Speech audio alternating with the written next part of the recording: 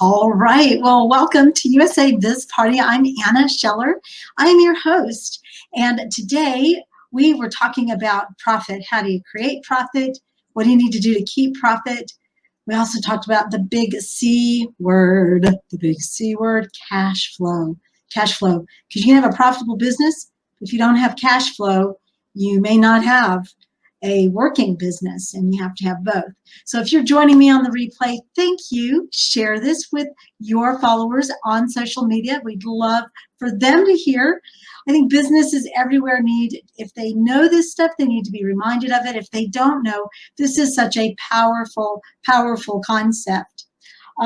All of this month, so in September and then a good chunk of October, we are talking about this book by Mike Michalowicz, Fix This Next. Fix This Next is all about the basic business hierarchy of needs. What are things that we have to have in place in order for our businesses to do what they were intended to do?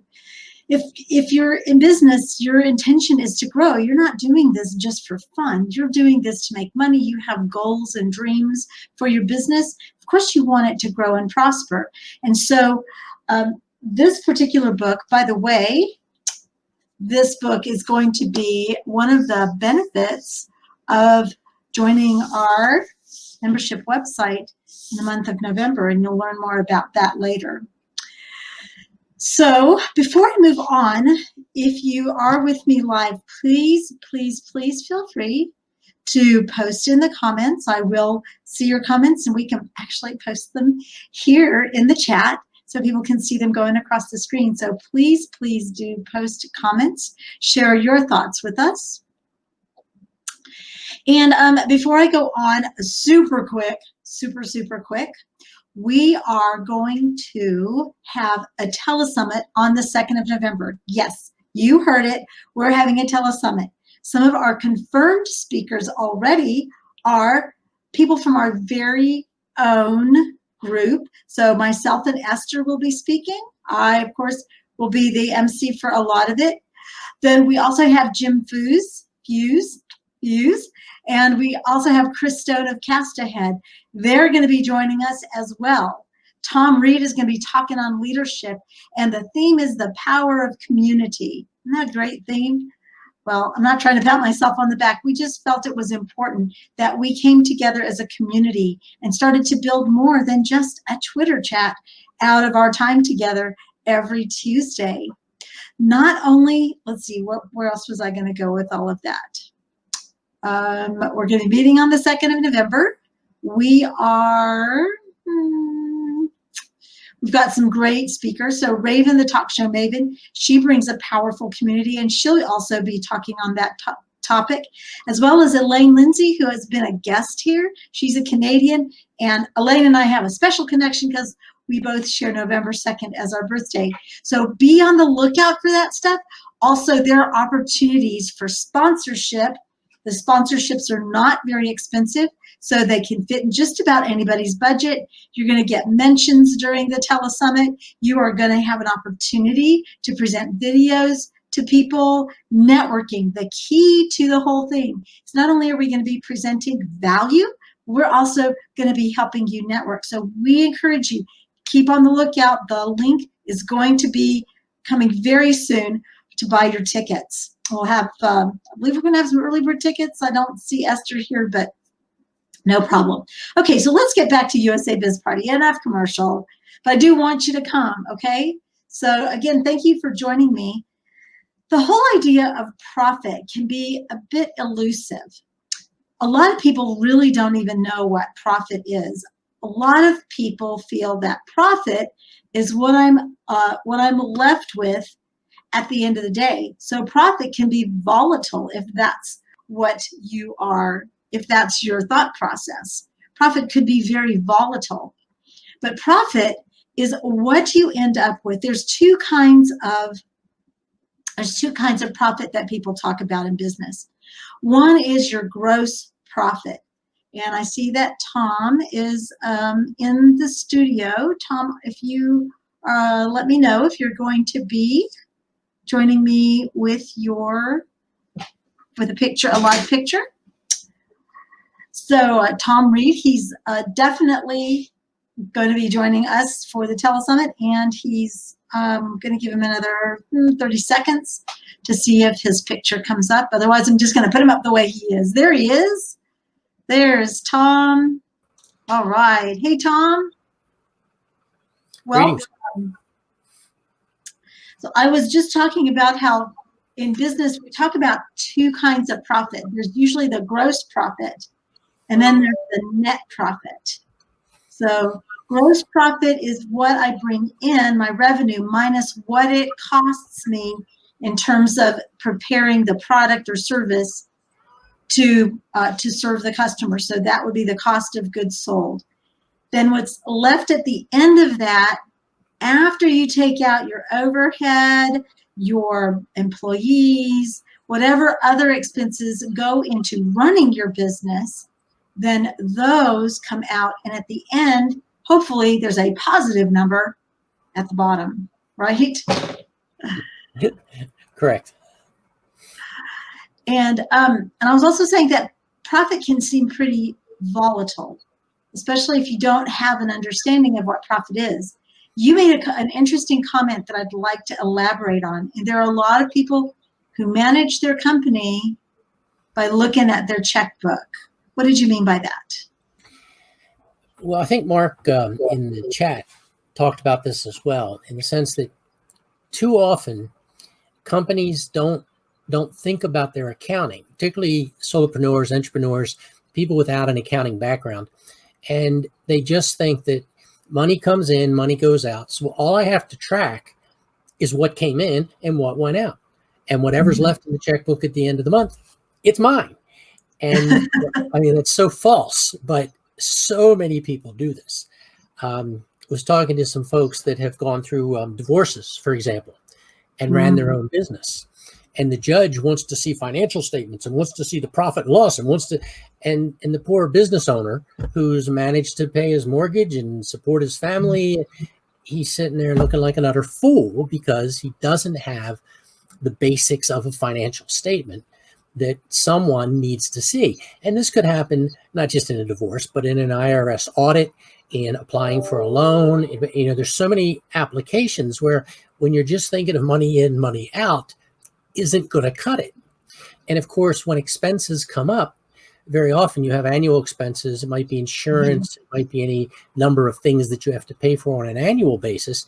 And that month you go, oh my goodness, I can't pay this because I haven't allowed for it through the year. I'm managing month to month or week to week cash flow. And if you get a dozen of those in your business, and that's easy to do, a dozen annual payments, every month you hit that same roadblock.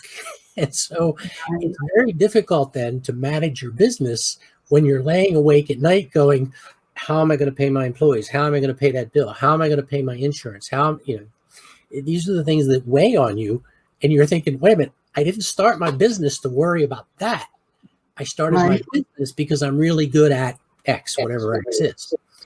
So this is what I was saying that I've seen so often, and amongst my peers and other people that I work with, and the smaller government contractors or those who seek government contracts, which is what I deal with mostly, they don't have an accounting system that's really adequate.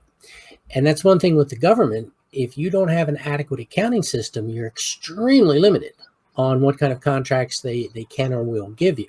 Now, of course, they support small businesses and they cut you some slack. That doesn't mean it's good business practices.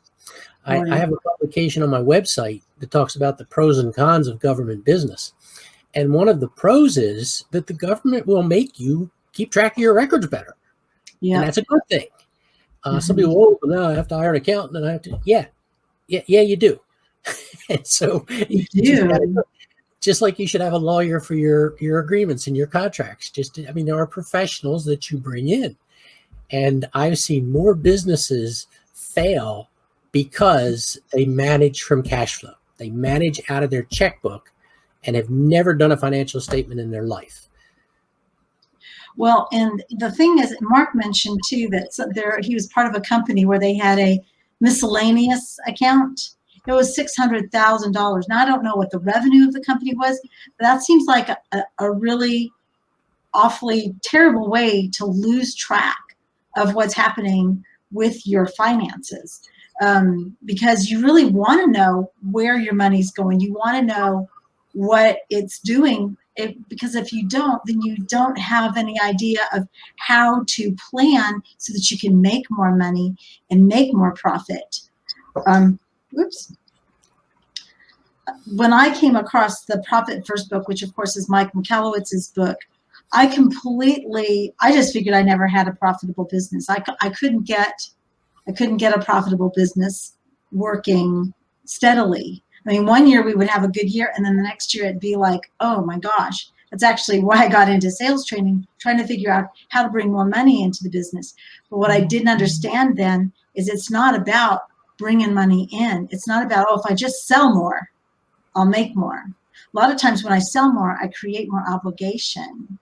And then if I can't deliver, then I won't be selling more anymore. Does that make sense? You know? I get it. There's an old accounting joke that I've heard in real life too often. When you say, well, look, you're losing 30 cents on every product you sell. And they go, oh, that's okay. We'll make it up on volume. No, you will lose 30 more cents for each thing you sell on volume if you don't sort this kind of stuff out. And it is amazing in the government world, again, just as my example, they have to go through something called a price and cost analysis on bids and proposals that come into the government. And I teach these classes all the time. And invariably, somebody who wants to sit in the back row asks a question right up front, and they say, are we going to have to do math? It's like, oh, you're kidding. Well, yes. But you ought to be able to handle it. It's addition, subtraction, multiplication, and division. Nothing complicated. And a lot of people tune you out right there, right up front, because I got to do math. To today's students, I've noticed that if you say manage from your checkbook, they're most likely to say, what's a checkbook? Because those really are going away. But even for myself, you know, I'm a lawyer from law school, and yet I got into a weird position in my career of vice president of finance and administration. It's amazing what you can learn from really good people. Even though I was their supervisor, it was they that were teaching me. And even to the point now, I serve as treasurer to a nonprofit. It's the Alumni Association of my fraternity. And so you learn these things. I was fortunate that I had those experiences and was able to learn some of them. I'm not a CPA. I don't know how to do tax accounting. I don't know how to do a lot of things that Mark and Chuck and the other folks were talking about in the chat. Those of you interested in this topic, strongly encourage you to go back and go through the chat, because there's some outstanding advice from some of those folks there, and it's free. You know, go look at it. So I can only speak from my own experience in this arena, and that's what I found, is that too many people manage from their checkbook. You do need a grasp of basic math, and you should get a grasp of basic accounting principles, a little bit more beyond debits on the left, credits on the right, which is the old double column accounting that some of us may have learned way back in college. But it's important. It's important. Don't just consider cash flow, and make sure you budget for those long-term expenses. And by the way, unless you're paying quarterly tax payments, your taxes come due one of those months. Yes. And how many people struggle then with saying, oh my God, where am I going to come up with this money to pay my taxes? Well, that month isn't the month you should have been thinking about. You should have started month one of that fiscal year. So there's a lot of this going on, and the quest for profit, and that's why I found the topic so interesting today. The quest for profit is one of those things where the best way to make profit is don't seek profit. Seek proper business management. Yes. Profit will come in. And so many folks just don't get what that proper business management is really all about. And another layer to add to that is that, especially for solopreneurs and business owners, so many times they're slaving away. They may or may not even be able to pay themselves because they're so busy putting out all of the fires and taking care of the expenses. But there has to be in your profit, and we'll talk about margins here in a minute, But in your profit, you have to have a space for giving dividends to yourself as the business owner. And it's not something selfish. I mean, even that has to be taken, that has to be done with a great deal of measure. But if we take extraordinary risk, the business I'm in, I'm creating jobs. I'm creating housing for people. I'm creating opportunities for people to learn how to sell. And if I'm not making allowances for myself to retain something for my effort, then all I've done is created a master-slave relationship. And guess who's the master? And it isn't me, you know? Yeah. And the other thing too, I think, let's talk about margins, because I think a lot of people struggle with margins because they're afraid that people, if they raise their prices, people won't buy from them. And so they keep their prices low, and oftentimes don't even make a good profit, don't make enough margin even to get to the end of the year. Now, in the contracting world, I'm sure you've seen some of that. People are bidding that, because I'll be honest, federal government contracts have a notorious reputation for taking the lowest bid. And so businesses will fight to get that business with the mentality, well, I'll just make it up later. Can you talk about that a little bit? Sure. The market certainly drives pricing. Yes. And you have to consider your market before you set the price. In fact, somebody asked the question of how did they calculate their margin on their salary as a solopreneur? And the answer is, well, you really can't, because unless you have set a salary for yourself, there's no base to even start the calculation. And so you should be more concerned about having the systems and processes in place than just thinking about margin on your labor. And so margin is simply the plus up, if you will, for whatever, and as you mentioned earlier, the cost of goods sold. And you see this all the time. I use the example in the chat. You see these jewelry stores in the mall, and they have these big banners say 75% off. And you're like, how do you make any money selling it 75% off? Well, if when the product comes in the door, you mark it up by 500%, you now have a 500% margin. Well, if you take 75% off of that, you're still making a profit off what it cost you, or you're making some money. I shouldn't say profit in this context, but you're still making some money off what the thing cost you to purchase in the first place. And so this is the kind of gimmicks that they play. Jewelry stores are notorious for this. And that's why you can always find cheaper things elsewhere, or non-mall, or these days online, but you got to be careful with quality. And so there's a lot of different factors that go into that. You can set your margin at whatever you want to. What it needs to do is cover all of your costs plus a profit. And effectively, at the end of the year, for these businesses that don't really set a margin, you will have one. At the end of the year, the numbers will shake out, and you'll be able to calculate what your margin was. And so after a couple of years of running through this, you get a better feel for how that number works and how important it is to you. And then the next time you quote something, you may say, well, normally I charge $100 an hour, but I forgot about these taxes, and I forgot about the insurance, and I forgot about some of this infrastructure I have. I got to pay my webmaster, and I'm now at $150 an hour. And at that point, if you're good enough, you'll make it. Now, what you were describing is another thing we see very often when something becomes commoditized. And if it's just a commodity, they can buy it from 1,000 different people. You can bet low price is going to win. And I see this in training all the time. That's a lot of what I do, or I did before the pandemic. Different issues. The in-person stuff all got canceled. But the point is that I am never the low bid. But I've got background. I've got experience. I've got references. I've got a track record. And I can easily say to people, if your people attend my class, they're going to learn something. If, on the other hand, you're just trying to fill a square, and the famous one in the government is butts in seats. Right. Put their butt in a seat for the requisite number of hours. Doesn't matter what they learned. You don't want it. They're going to sit there. They're going to fall asleep. They're going to be bored. They're going to be answering email. They're going to be playing on their phone. They're not going to learn anything. But they had their butts in the seat. And so that's the difference between commoditized training, which is not training at all, versus actually learning something. The highest compliment I ever got was from, it was a low-level employee. He was forced into this class. It was clear he didn't want to be there. And his review said, you not only made a boring subject interesting, you kept us awake after lunch. That's very good. But it typifies what they're used to. Mm-hmm. They're used to commoditized training. And at that point, yes, low price is going to get it. And even then, I'm not sure how some of these companies make any money. So yeah, you got to be careful of those kinds of things. Be unique, be something different, add value. Where is the value to the client? And they'll be willing to pay for real value, but some will. Yeah, and the key is value, and the key is differentiation.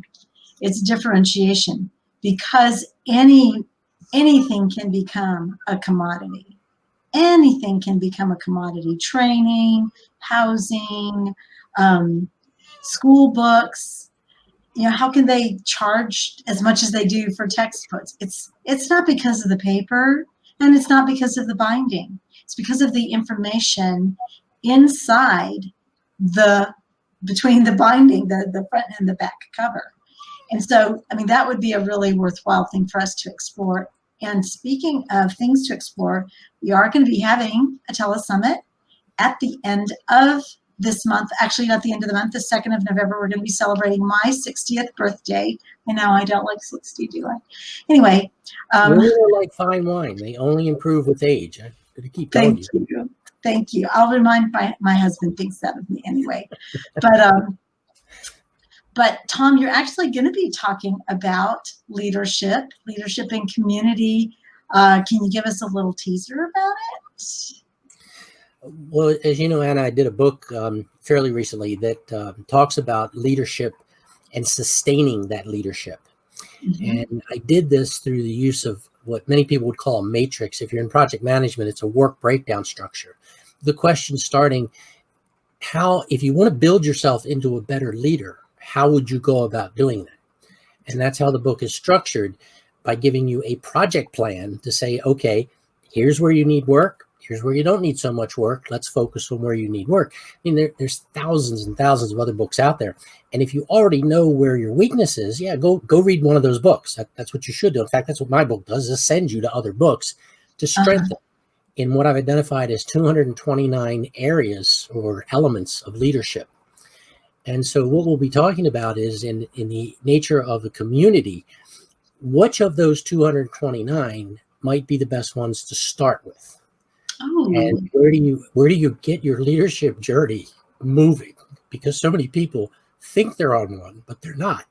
And I make a comment in the book about how the path of the leadership journey is strewn with the carcasses of people who would not make the commitment and would not follow through. And it's sad, but it's true. And the other sad part of that is, in my opinion, leadership development and leadership selection are badly broken on a global scale. Mm-hmm. And so we too often see people placed into leadership positions who are not leaders. And people then will say, well, our leader this or our leader. It's like, they're not really leaders. You really shouldn't be following them in that regard. And so how do you develop that discernment to say, I identify this person as a leader, I can articulate why they're a leader and why I choose to follow them. So a lot of words to say. We're going to be talking about how all of that rolls into community involvement and how you set yourself apart, distinguish yourself as a leader, if you will, a thought leader in your industry. And we want people to set aside November 2nd from 1 p.m. Eastern to 5 p.m. Eastern. It will be a 4-hour event, but we're also coming up with some really fun things to stay engaged throughout. It is going to be a networking event. So this is not just, oh, come on and listen. You're going to have opportunities to get to know other people. We're going to have a game or two about that. I'm so excited. I've been talking to people about it. So be on the lookout for it. I would put up the link, but we don't have it yet. We should have that within the next week for people to join. And I'm grateful that you'll be joining us and be sharing your wisdom with us, Tom. Very honored that you asked. So thank you for joining. If you're joining on the replay or, well, obviously the replay, or maybe even if you're live, thank you, thank you, thank you. Profit is so important. Cash flow is king though. So we want our profit to work for us. We don't just want pretty numbers. Got to understand those financials. I can tell you from a person who thought she did not, almost put me out of business. Almost put me out of business. We're on the upward swing, I'm grateful to say. And to be honest, you have to get help. You cannot do it alone. And that's becoming some of the costs that you need to factor in when it comes to your profit. Because if you're not factoring in those costs, at the end of the day, what will end up happening is you need something, you need help, or you need to hire someone, but you can't because you simply don't have enough money to do it. So thank you for joining. Thank you, Tom, for jumping on with me. Next week, we're going to be talking about systems. Systems. What do we need to do now that we're starting to get profit? What do we need to do so that the business isn't dependent on us, solely on us, and so help me, whatever. Just getting to where we create systems where the business can run without you 24/7 in it. Thank you for joining today.